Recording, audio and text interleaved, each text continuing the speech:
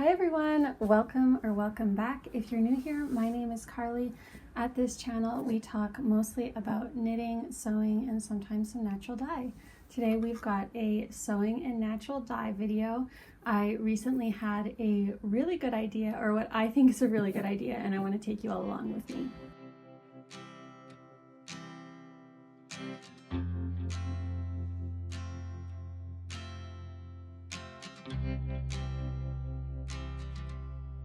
So I've had the Hovea Jacket pattern by Nielson for quite some time now, and I still haven't made anything out of it.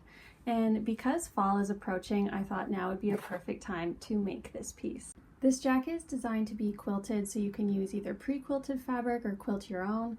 I don't have any pre-quilted fabric or enough single pieces of fabric that I could quilt, so I had an idea to use a bunch of my pieces of naturally dyed fabric. I've been naturally dyeing for about 3 to 4 years now, and in that time span I've accumulated a lot of different pieces of fabric that have either been submerged in a dye pot, bundle dyed, or hammered with flowers and leaves. I never really knew what to do with any of these, so I thought this could be the perfect project. If I patchwork them all together, then I could possibly get the most unique, coolest quilted jacket. Now, as you can see, this jacket has a lot of different versions and different views, and I'm still not sure which one I'm going to make yet. My thought process was that I would just start the patchwork and see how big of a fabric I can get, and then lay the pattern on it and just see which pieces I'll be able to get. So I'll be happy either way if I get the crop jacket or the really long jacket. My goal is to have the least amount of scraps at the end of this. Another motivation for this project, and as I mentioned earlier, is that fall is just around the corner. Now, I know a lot of knitters and makers really love fall because it's a perfect time to get cozy with all of your hand knit sweaters and stay in and start crafting. And I do love fall for that part of it, but I really struggle with cooler weather. So I thought I needed a jacket that would get me excited to go out into the colder temperatures. Also, these pieces were all dyed with flowers that I've either foraged from the wild or from my mother's flower farm, so it'll be like I'm wearing a little piece of spring and summer with me throughout the colder months. So I've actually already started a piece of the patchwork, and I'll show you a clip of it here. As you can see, I'm just piecing together different squares and rectangles, and I don't really have a rhyme or reason for them. I'm just putting them together and starting with a panel at a time. Now I thought that I could start with panels like this, maybe make a few of them, and then I will, at the very end, piece all of the panels together.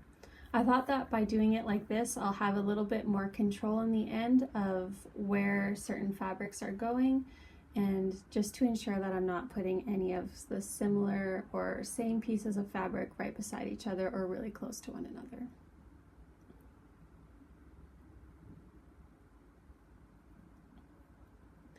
I've decided to secure these pieces of fabric together in a few different ways. So of course I'm just seaming them together with a straight stitch. But after that I am going in to that seam and zigzagging the seam allowance, and then I'm pressing that seam down to one side and going in after and top stitching that seam down. Now this may all seem like a little unnecessary because this will be a quilted piece and these raw edges will not be exposed in any way. But I have worked with this fabric before, and in my experience, it frays quite a lot.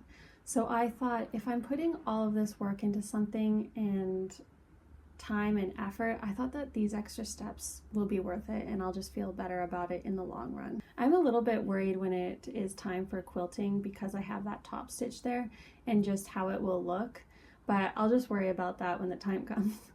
But I do know that because I'm top stitching all of those seams down, it is making the fabric lay extremely flat, and it is very nice and neat and tidy in the back. So that will also help me when it comes time for quilting. Another cool thing about this project is that all of these pieces have been repurposed. So they're either curtains or tablecloths or just some fabric that I got secondhand. Already I'm so excited about this project, working on just that one panel. It was so enjoyable and I loved working with each of these fabrics. All of these fabrics have really great memories attached to them, and I know which flowers I've used and which ingredients, and it just makes it very special. I can't wait to have this finished project, but I'm also enjoying every minute of it so far. I'll take you all along with me and you can see a little bit of the process as well. I'd love to know if any of you have made this Hovea jacket before and if you enjoyed the process and have gotten much wear out of it. So the plan going forward is to just keep building more panels like the one I shown you before and to just see how much yardage we can get out of it. Once I think I have enough, I'll lay the fabric out in the panels and see if the pattern can fit onto the fabric. Once I've confirmed that the pattern will fit on the fabric, I'll sew the pieces together in the order that I want. I don't have the batting yet, or at least I don't think I have enough batting for this jacket, and I'm pretty sure I have some extra pieces of naturally dyed fabric that are just a bit thinner than the pieces of this jacket that I could use for the lining. But one thing at a time, we'll just start building this piece of fabric together and then we'll go from there. I'll check back in with you all later.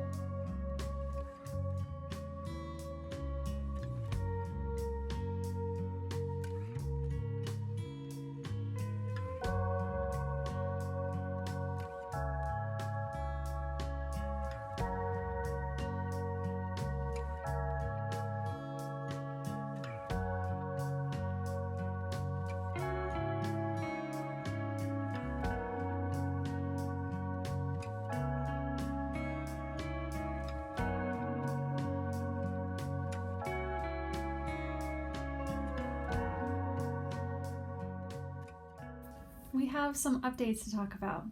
Okay, so last time that I checked in, all the panels were laying on the floor. Now they weren't seamed together yet. So since then, I rearranged the panels into a pattern that I liked just to ensure that none of the same pieces of fabric were right beside each other. So I did that and then I seamed up all of those panels together. So now I have one big piece of fabric and I can't wait to show you. I did my best to try and make sure that all of the pieces were evenly placed and that some darker colors weren't clumped together or different patterns weren't clumped together, and I think it turned out pretty well. I'm at least very happy with it. So now the only thing left to do is the scary part, and that is putting the pattern pieces on this fabric and cutting it out. Now before I seamed all of this together, I laid out the pattern pieces on the panels and just made sure that I had enough fabric. So I realized that I had enough to do view B of this jacket, and so that's what we're going with today. I also went out earlier today to my local fabric shop and got some quilt batting. So we have the batting for the jacket now, and I'm not sure if I have enough lining yet. I pulled out some old pillowcases that I dyed last year and I'm going to try and make that work for the lining, but I might be a little short. But anyways, so we have to cut out the pattern pieces now and then we can finally start assembling. It took me about a week just to make the fabric for this jacket, so I'm very excited to now be able to do some construction. I don't think it'll take that long. It's basically just a back panel, 2 front pieces, and 2 sleeves. So it seems pretty simple, but I do have to quilt. I keep forgetting about that. So anyways, let's get started with the cutting of pieces and then we'll check back in after.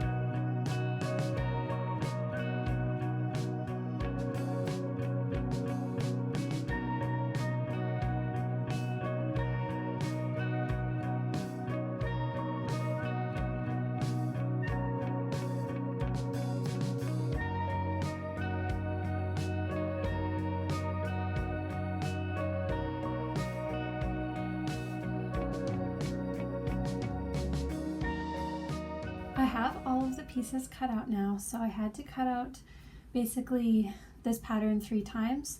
So I had to cut out the outer piece here,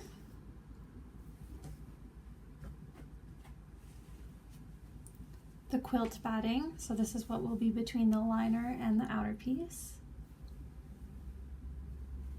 and then the liner, what will be the inside of the jacket. And here I just looked in my closet and I found some old sheets that I had, and I thought this would be perfect for a liner. I didn't really know what I was going to use it for. It's 100% cotton, it's nice and lightweight, and it's a little bit silky too, so I think it'll be nice to have next to my skin, or even if I'm wearing a sweater underneath this, it will be nice and smooth and not have too much friction, I think, when I'm trying to pull my arm through. So I've got all the pieces cut out, so in total I have 9 pieces, and now I just have to sandwich all of these pieces together and then start quilting them. Before I do that, I do want to talk about this patchwork piece that we've been working on this whole time. And I've been mentioning how I've been doing the zigzag stitch for the seam allowance and top stitching the seam over, and kind of wondering, is this overkill the whole time? Am I doing these steps unnecessarily? But as I was cutting the main piece of fabric for each pattern piece here, I realized that I'm very glad that I did this, because I think if I hadn't have secured it in those additional ways, that the seams could easily start pulling apart just in the process of cutting out the pattern pieces. So it's really nice because none of the seams are pulling apart here. They're still really nice and secure just from having the top stitch and that additional zigzag stitch on the back. So it just made it really stress-free when it came time to cutting out the pieces on the larger patchwork piece. And I actually took a couple of days after finishing the patchwork piece before cutting out the fabric, because when I was done the entire piece of fabric, it looked like a full-on blanket and quilt, and I thought, oh my goodness, should I keep this as a blanket? It is so beautiful. But then I thought, no, my initial intent was to have a quilted jacket, so I just thought, let's go for it. And I just sat with the idea of cutting into this fabric for a few days, and then when it came time for me to actually lay it all out and cut it out, it wasn't nearly as scary as I thought. And then even just after that first cut into the fabric, I was so excited and so ready to turn this into a full jacket. So it really wasn't too scary. But now I do have to, like I said, start the actual quilting process of this before I can assemble the entire jacket. So I have this piece, then I have the batting, and basically, just see here, what am I doing? There we go. So this will go in between. Here we go. So this is really rough. It's not laying perfectly flat yet, but I have the liner here. I have the batting sandwiched between, and then our outer piece here. So I'm just going to start drawing on the design of how I want this quilted. I'm not going to be hand quilting, I'm going to be doing this on the machine. I do have one of those like water erasable pens or markers, so I think I'm going to try that. It's getting very low on its ink, so I'm not sure how well that will work. But yeah, I'm not entirely sure what kind of design to do because I already have that top stitch on the fabric. I'm a little bit worried about doing just a regular grid and those lines getting in the way. So I'm not sure if I should just do something that's a little less planned out and kind of just go with the squares and blocks that are already in here. I'm hoping that's making sense, but I guess I'll show you and I'll take you along with me.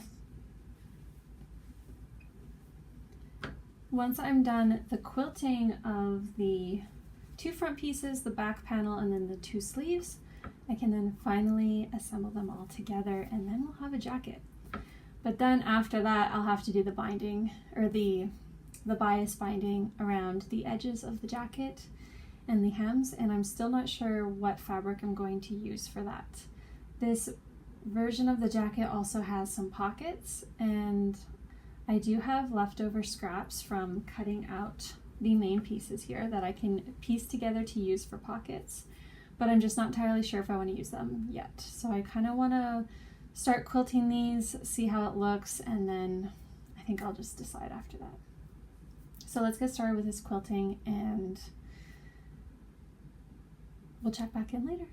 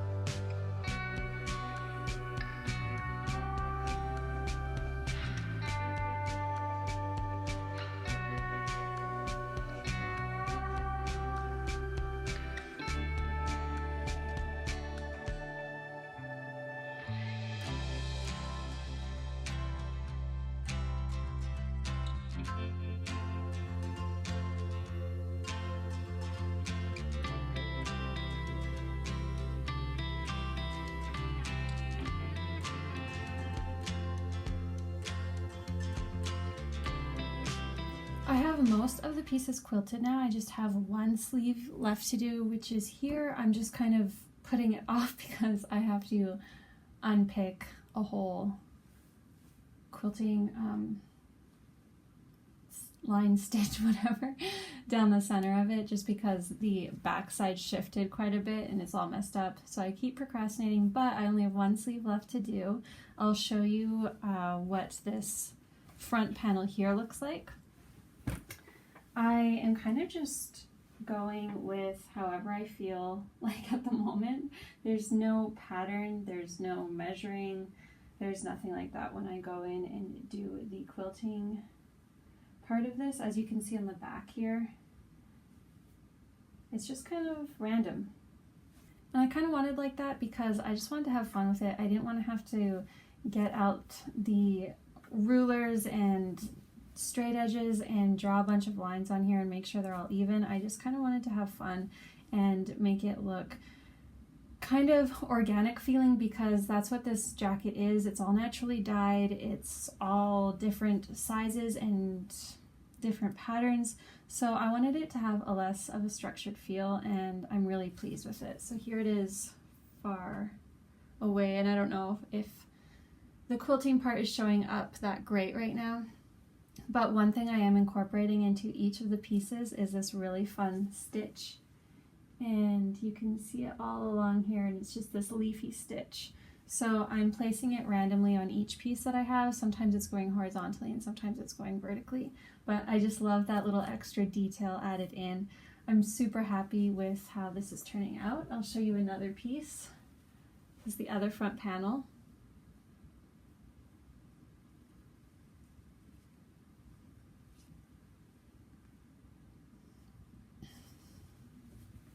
So it feels like this project's really coming along, and I could not be more pleased. I'm really taking my time with it. I think it's been 2 weeks maybe since I started piecing together all of these fabrics just to make the one large piece of fabric for the jacket.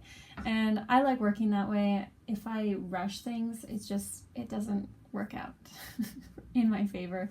I usually get a lot of mistakes, and if I push past the feeling of wanting to take a break, then that's when a lot of mistakes happen. So I'm really glad that I decided to take it easy and just work on it whenever I had the energy and the motivation to, because I think that really just helps me take my time and be a little bit more mindful with each step along the way. So I just have to finish quilting this last sleeve over here, and then it's time to assemble the jacket. I don't think it's going to be that difficult. I might have a little bit of trouble with the bias binding, but I think the actual seaming together of the pieces of the jacket will be fairly simple and straightforward. I think the next time I check in will be right before I do the bias binding, so the next time we talk I should have an assembled jacket that I can try on and show you guys. So we'll talk then.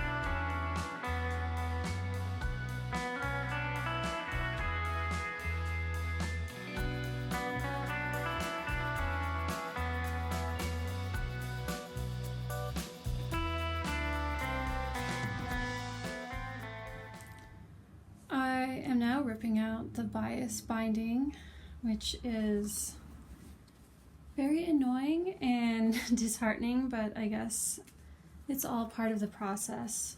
It was looking really bad, and I was convincing myself that it would be okay, but I tried it on and I looked closely and I just was not pleased with it, so I'm ripping it all out. It's taking a long time to rip out, but oh well, what can you do?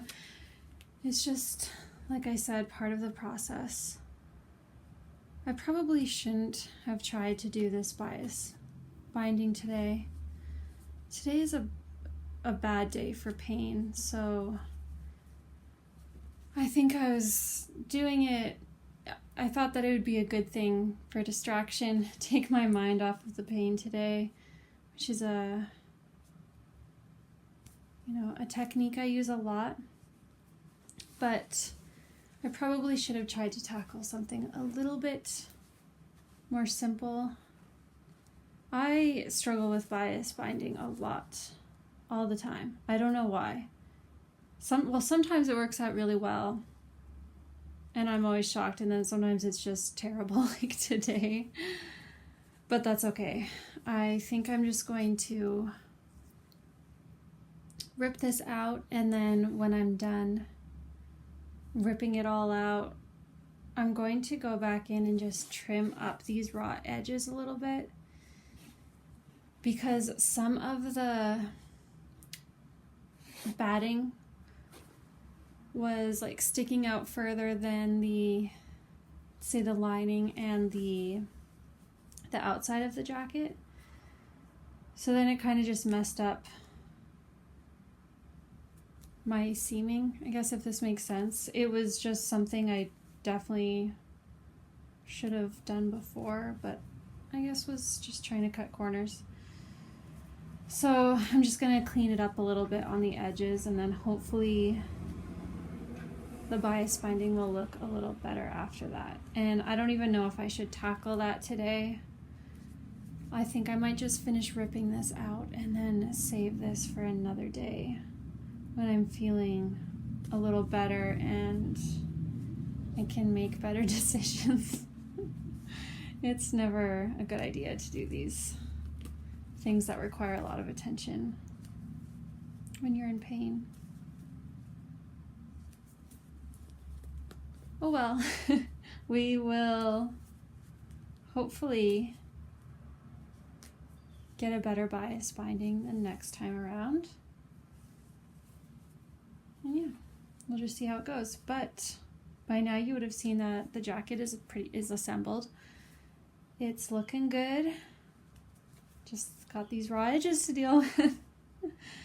But pretty excited about it. I'm just at this point, when you're so close to the end and knowing that you're almost done, these finishing details to me can feel really tedious and annoying. Yeah, but it's all part of it, and it'll make the jacket look really, really good. And there's no rush to get this done. I was hoping to get it done today. If this bias binding situation didn't happen, I would have been able to finish it today. I've spent a ridiculous amount of time on this today. And I thought that would be so great if I got it done today, because it is fall equinox today, and I thought, perfect, my fall jacket would be done on the first day of fall. But no. It's okay, maybe in a few days it'll be done and I can wear it then. We actually have some hot weather coming up this week. It'll be like 25 for a couple days, which I'm very excited about. I love warm weather. So I won't even be able to wear this over the next few days anyways, so it's okay if I'm delayed a little bit. One good deadline, a goal I guess, would be for my birthday, which is October 1st. So if I could have this done by then, I'd be very happy. And that is about a week and a half away, so I think that's very doable. Sorry if you hear some dogs barking outside. Got my window open.